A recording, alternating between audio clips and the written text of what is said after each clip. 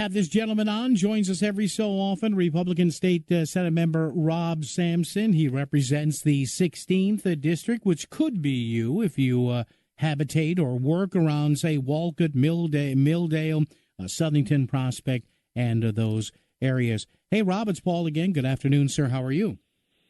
Delighted to speak with you, Paul. Couple things here, Rob. Let's go over some things that have been in the news here. And obviously, you are the the ranking member, I should say, of the Government Administration Elections Committee. So, Rob, I will admit to you, and all the times we've spoken before, I don't think we've ever talked about curbside voting. And shockingly, Rob, there's a controversy with that in Bridgeport about people being a little too persuasive doing this. So, where and how, Rob Sampson, is curbside voting allowed here? And what do you make of some of these allegation coming out of Bridgeport here? Controversy, you don't say. Shocking, Rob. I'm shocked, yes. You're knocking me over. Yeah. Yeah, well, curbside voting, first appeared during the pandemic as a mechanism to accommodate certain folks who, wanted to vote in person, didn't vote by absentee, but also were not able or did not wish to actually enter the polling location. And it was a mechanism devised by the Secretary of State at the time, Denise Merrill, as a way to accommodate those folks.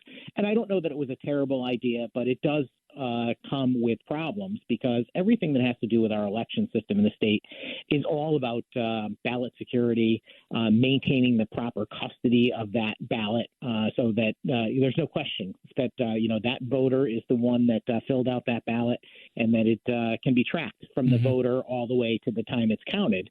And, some of that goes away when you're, collecting ballots outside of the polling location. Bridgeport's notorious for ballot harvesting, and that's the same thing. That is we come to your house and pick up your ballot type voting. I mean, it's dramatic. I don't know that curbside voting, could be done without problems, but I've read some of the recent newspaper stories, and the one story in the CT Mirror, talking about the Bridgeport councilman who was actually driving voters up to curbside voting himself. That seems like something that probably should not be allowed. Yeah, and Robin, listen, I know it would probably cost money and there might be some logistical problems, but, and I can see if somebody wants to say, hey, I'm elderly or I'm immunocompromised, so just take my ballot. I mean, in an ideal world, Rob, and if I were king, and sad to say I'm not, okay, then that should be handed to a police officer or a marshal or a judicial, and then they can walk it into the polling place. You know what I mean? Exactly. Yes. Now, there needs to be some mechanism, unless you're going to put, both registrars, the Democrat and Republican registrar, out on the curb, and they've got more important things to do inside monitoring that election. My opinion is that, we already have a system to accommodate people that cannot vote in person on Election Day, and that's absentee voting. It's long existed in the state. It worked perfectly fine up until the Democrats started tinkering with it back, in the 2010s. And have expanded it dramatically, redefining the definition of illness and allowing for all of this mail-in voting and basically obscuring what was once a working system into something that is fraught with problems these days. And I'd like to go back to the way it was. One day in-person voting and a limited but very reasonable and accommodating no-excuse absentee system that takes care of people that truly need it. People in the military, people that are elderly, people that are actually sick or out of town. It worked before, it can work again. Rob, I know you and some other legislators there on the GOP side had some concerns a couple of months ago when an explanation was given as to the ballot question we're going to see in November about allowing you folks in the General Assembly basically to get the keys to the car and start looking at no-excuse absentee balloting, which, Rob, as I say, and as anybody says, if they're being, genuine about this, basically is mail-in voting, which, again, technically, I'm not against because other states have done it, but they've been very upfront about it out in the Pacific Northwest, a very detailed, open process here. And I don't know, what are your thoughts on that? Because I know the description that was handed down by a committee did not sit well with everyone. Right. Well, that's a two-part question. I mean, the first thing is I had concerns with the question ultimately that's going to appear on this November's ballot that would authorize the majority party, whoever that is, and I think you could probably guess it may stay the same after this election day, to effectively design what our no-excuse absentee voting system is.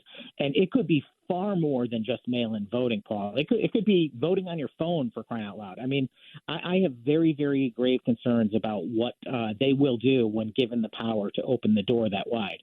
But the issue I had with the question is that back in 2014, when a similar ballot initiative was put before voters, they actually included in the question that people would be allowed to vote without appearing in person at the polls. And it failed. And I think that's the reason why it failed. I think that most people are not comfortable with that. They want to see the vast majority of voters actually appear in person where there's some level of security.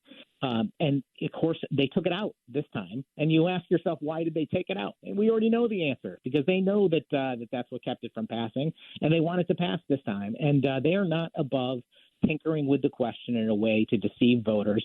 It's shady business, Paul. It's as simple as that. Rob Sampson is the guest. Rob, just to wrap up here, let's shift to this whole electric mess. And we know about the bills and the public benefits charge and everything. But now there are reports, Rob, that the governor is trying to kind of enter into an agreement with Governor Healy in Massachusetts. The latest reports late yesterday and today saying, hey, we may still go along with this wind power if the per kilowatt hour charge is reasonable. And I guess the governor is trying now to get Massachusetts to, I guess, in a roundabout way, ease the burden on ratepayers by getting Massachusetts to buy some Millstone power. Are you hearing anything to that end? What have you heard over the past few days? And what about the governor saying, hey, time out on this? You think he's sincere about this or what? I would say no, I don't think he's sincere. And I don't think that there's any real effort to address the fact that people's electric bills continue to skyrocket. If they actually had any real concerns over on the Democrat side, the governor was concerned, or the majority leaders in either the House or Senate, they would have brought us in for a special session. They know that there are things coming that we can address right this minute to solve a lot of this problem and provide relief, but they are just failing to do so. And I would just add this, be very concerned, people of Connecticut, if there's going to be some sort of negotiation with Massachusetts or Rhode Island or whomever about buying wind power, because wind power is going to be through the roof expensive. The Democrats' number one reaction to this whole thing when me and my Republican colleagues, started banging the drum about, how we have to provide relief from the public benefits charges. Well, look back to 2017 and the Millstone deal and all that. Well, your listeners should know that Millstone costs 5 cents a kilowatt hour, which is sometimes more and sometimes less than natural gas, and that's where that issue comes from. But the fact of the matter is, if the Democrats had their way, we would be buying wind and solar, not nuclear, and it would be costing 10, 15, 20 cents a kilowatt hour. And if that's the kind of deal that they think that they're putting together, they wouldn't use the word reasonable. I think my definition of reasonable and the governor's definition are probably totally different. And Rob, just to finish up on this, so do you guys and gals in the legislature have any purvey on these deals, or can this be just the governor with an executive action and also the deep commissioner? Is there anything legislatively that can be done about this, or does this have to be approved by you folks or not? It does not have to be approved. The authority rests with PURA, which is the state agency with the governor's appointments. They are the ones that engage in the power purchase agreement, and effectively they have, full negotiating power to do that. I mean, that doesn't mean the legislature could not meet and pass a law. We could pass a law to increase or decrease or intervene the amount of influence and power that PURA has to make those decisions. But as it stands, I think that they can do it on their own. All right. Rob Sampson, 16th District, Republican State Senate member. Rob, good to chat with you. We'll chat down the road. Thank you, sir. It was my pleasure. Thanks so much, Paul. All right, Rob, be good. Back here.